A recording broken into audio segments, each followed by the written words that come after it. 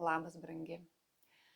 Kalbame šiandien apie dalykus, kurie nutinka tau, kuriuos sąmoningai suvoki. Kai mes sąmoningai suvokiam, tačiau vis tiek taip reaguojame apie tas reakcijas, kurios kyla mumise, kyla tavyje, kai susitinki su savo mylimuoju, kai nutinka kažkas su vaikais, kai kažkokiose darbinėse situacijose. Tai yra tos reakcijos, kurios mums pačioms būna netikėtos. Tai yra apie tuos arba elgesio būdai, kur tu kaip sąmoninga moteris jau žinai, supranti, bet kai tik eini kažkokią situaciją ir vis tiek taip vyksta. Tai apie šitos dalykus, taip pat apie dalykus kalbam, kurių galbūt mes pačios ne visada ir pamatom. Tai yra dalykai, kurie atkeliauja pasireiškia per tokius dalykus kaip noras būti gera, įtikti.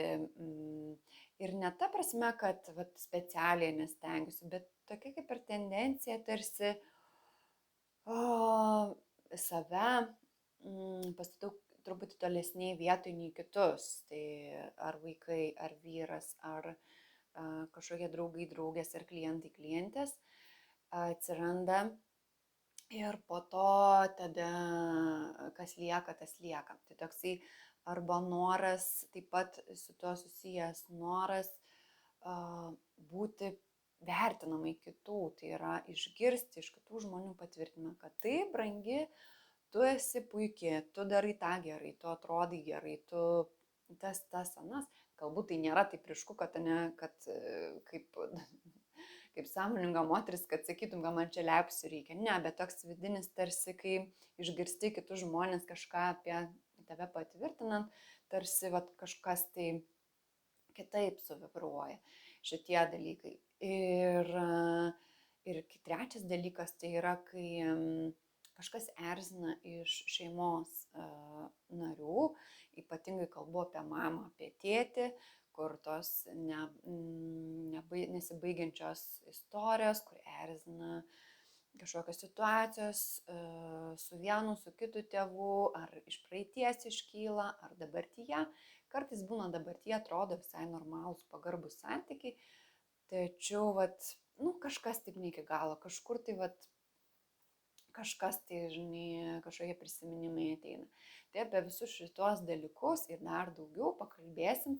Ketvirtas dalykas, kuri atkreipsim dėmesį, irgi čia apie mūsų praeitį kalbant, apie buvusius mylimuosius. Irgi gali būti, kai prisimeni savo kažkurį buvusį mylimai.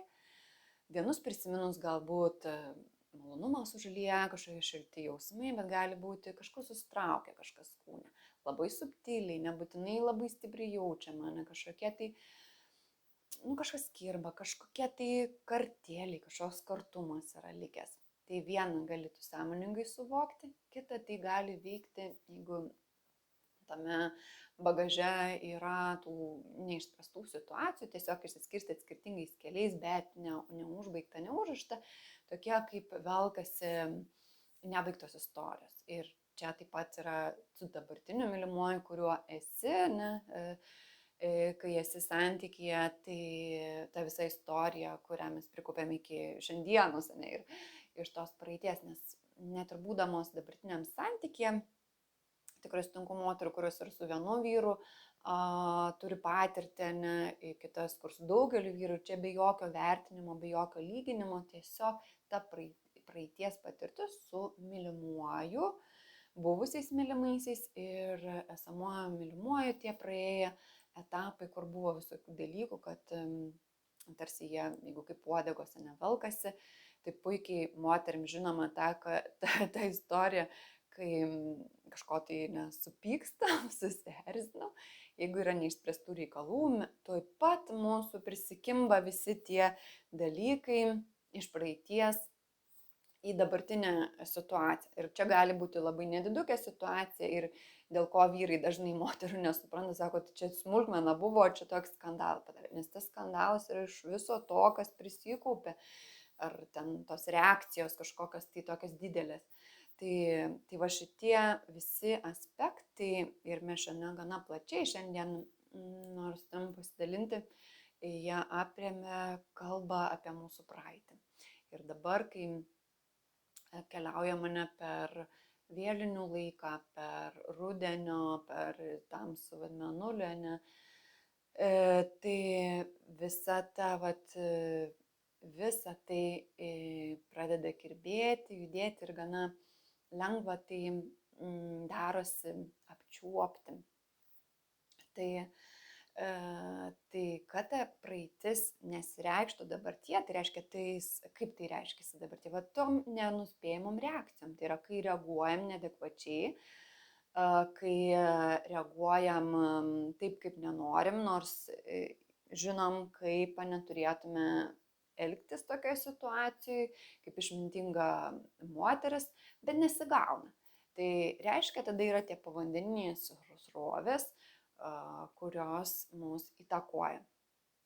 Ir dabar keliaukime po truputėlį kiekvieną iš jų. Ir vienas iš jų protėvių. Aš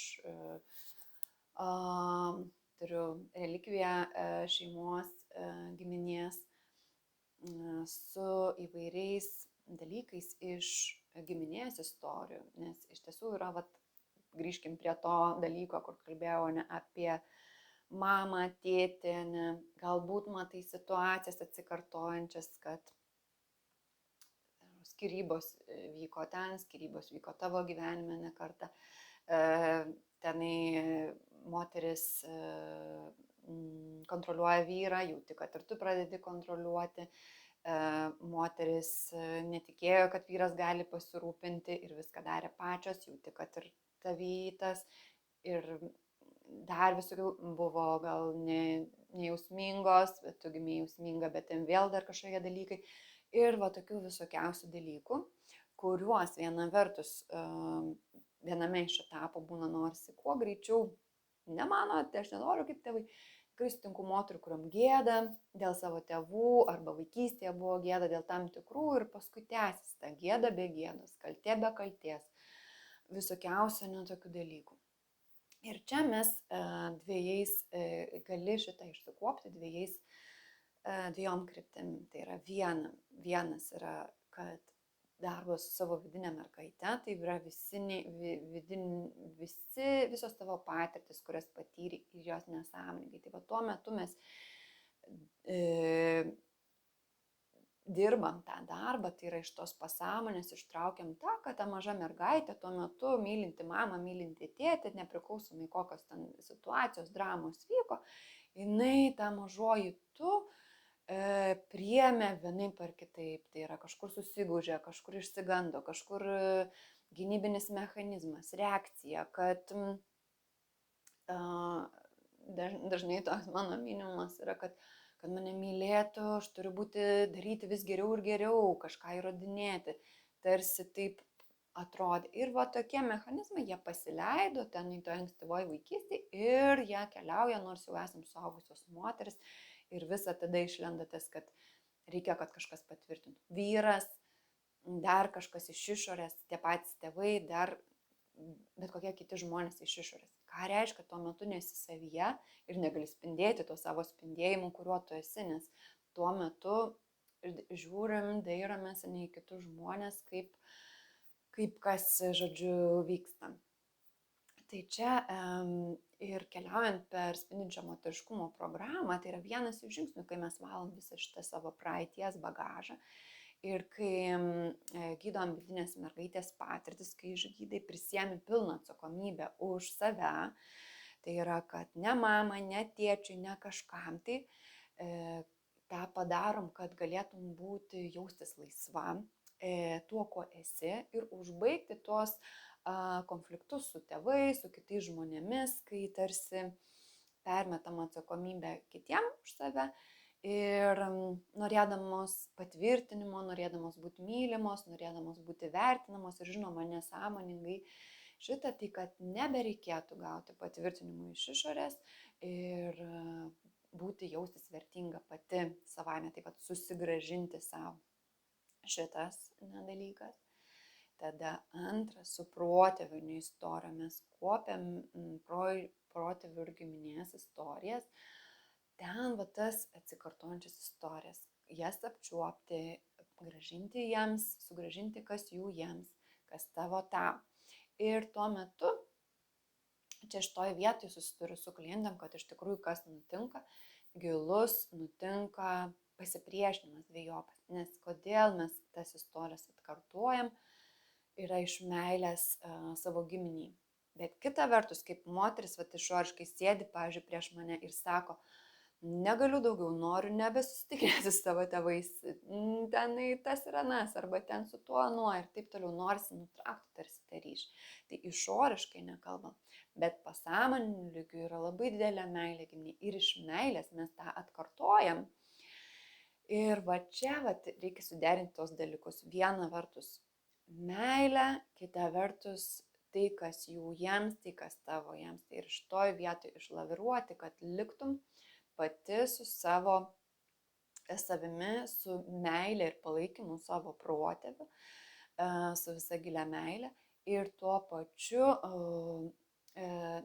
per tuos dalykus, kuriuos gražini jiems, kad neatstumtum jų meilės ir nenutrauktum tos energijos, kuri teka tau, jų meilė, gyvybinė energija, palaikymas. Nes gimėjai iš meilės. Net jeigu buvai palikta, net jeigu tavim nesirūpino taip, kaip tu norėjai, viskas vyko iš meilės. Tik tai mūsų po to visos tos istorijos apsipainioja visu kuo, kur atrodo, kad trūksta meilės, trūko to, ano. Tai kad išeiti iš visų šitų trūkumo istorijų, bet tuo pačiu palikti tą meilės ryšį su savo protėviais, su savo tėvais, proseneliais ir protėviais visais už nugaros, kad gauti jų palaikymą. Kita vertus atsistoti į savo vietą ir į savo kelią, kad galėtum judėti savo sielos keliu. Ir kai transformuoji savo protėvių ir giminės moterų į patirtis, istoriją, tą padarai tam, kad galėtum puoselėti meilę, kurti pagarbos, mylinčius santykius su savimi, savo moteriškumu, kūniškumu ir savo vyru.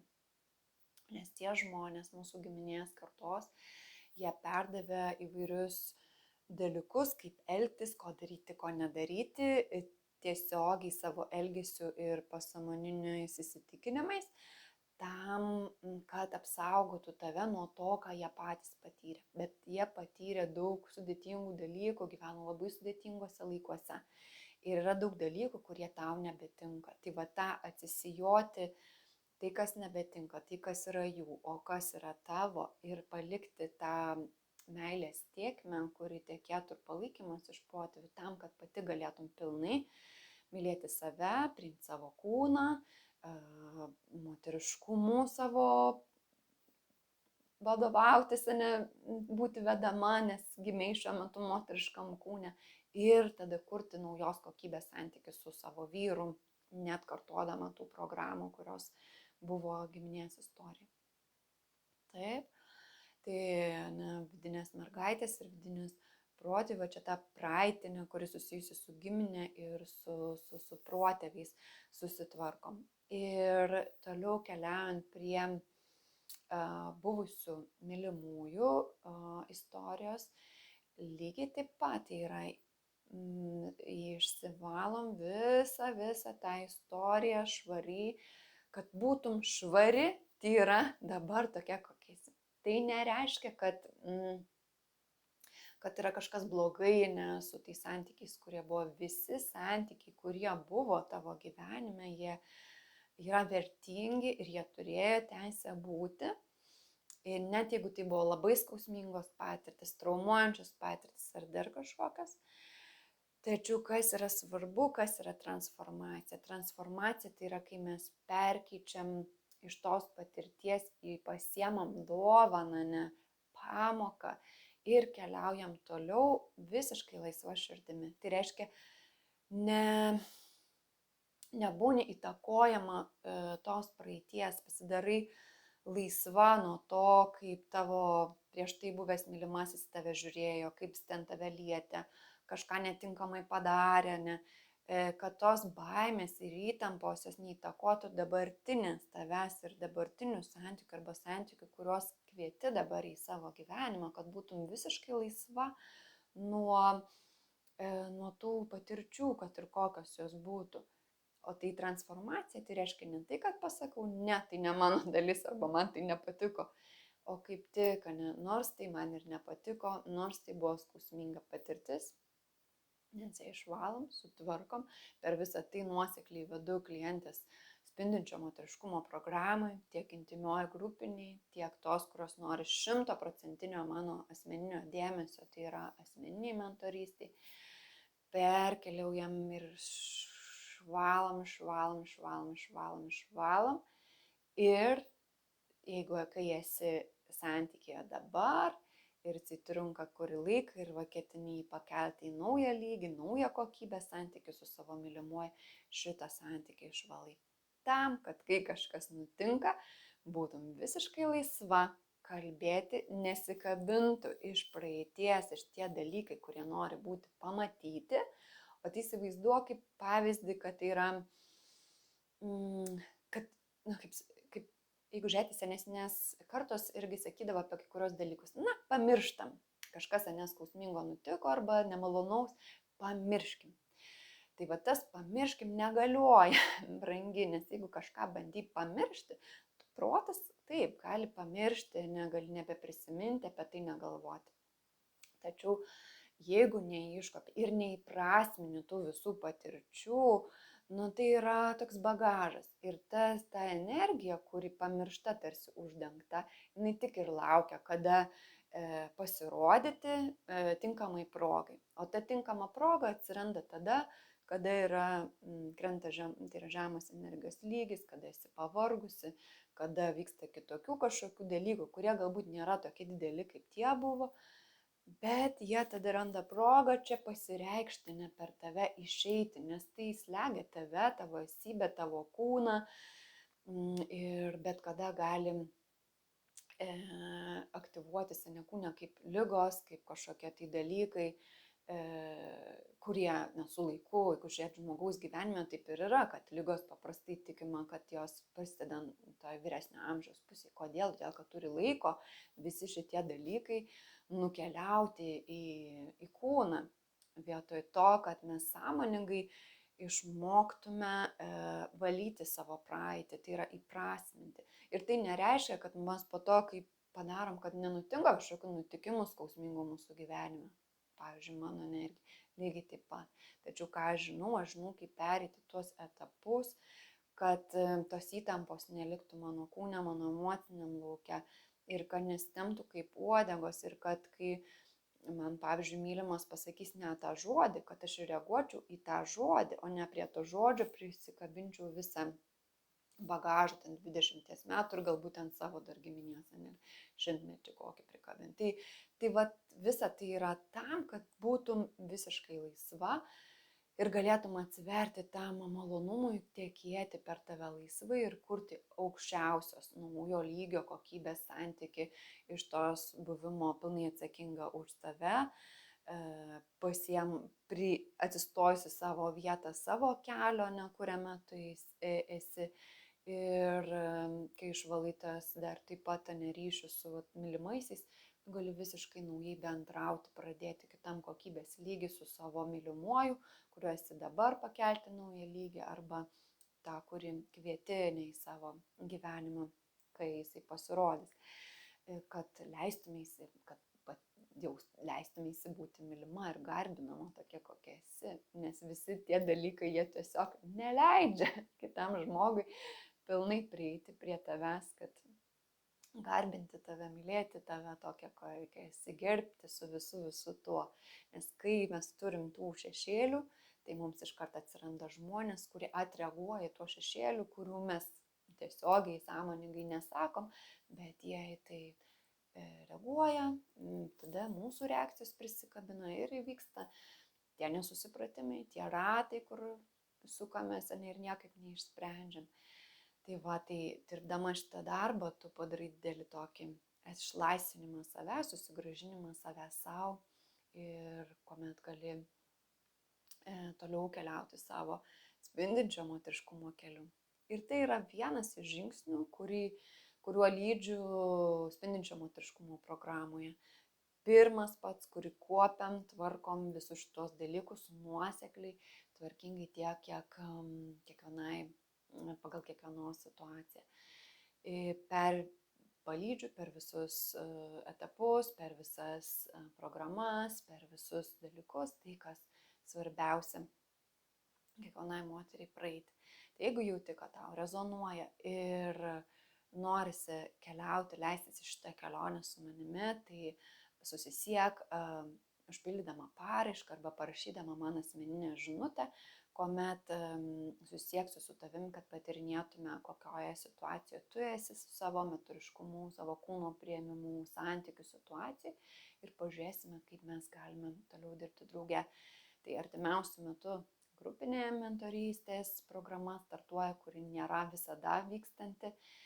Ir žinoma, jeigu nori asmeninio dėmesio, gali kreiptis dėl asmeninės mentorystės, kuomet tau 100% skirtas mano laikas ir dėmesį. Tai vienas iš žingsnių išvalyk praeities įtaką ir sunkumą, transformuok ir įprasmink, kad galėtum laisvai žengti į savo naują spindintį etapą. Tai yra pilnai būti savimi, tai reiškia ne kažkuo nauju, o tuo, kuo tu esi, bet visi tie dalykai, praeities sunkumas slegia ir neleidžia pasireikšti. Ir dar daugiau kiti žingsniai, per kuriuos keliaujame spindinti moteriškumą, visą tai. Geriausi linkėjimai, iki.